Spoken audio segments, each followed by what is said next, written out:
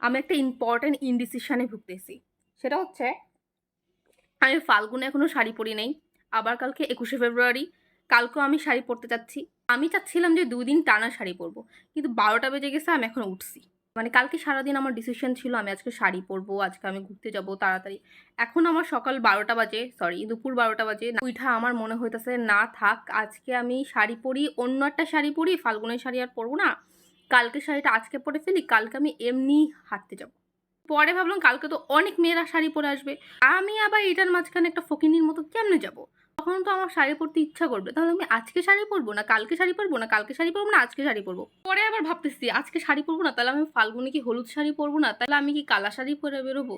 আবার ভাবতেছি থাক, জীবনে তো অনেক ইচ্ছাই বরবাদ চাই। আজকে না হয় আমি শাড়ি না পরলাম, আজকে আমি এমনি ঘুরে আসি। কিন্তু পরে ভাবলো কালকে অনেক ভিড় হবে, আমি একটা ছবিও তুলতে পারবো না, একটা ভিডিওসও করতে পারবো না। তো তার থেকে বলে আমি আজকে শাড়ি পরি। তারপর আমি ইন্ডিসিশনে ভুগতেছি আমি আজকে শাড়ি পরবো না কালকে শাড়ি পরবো।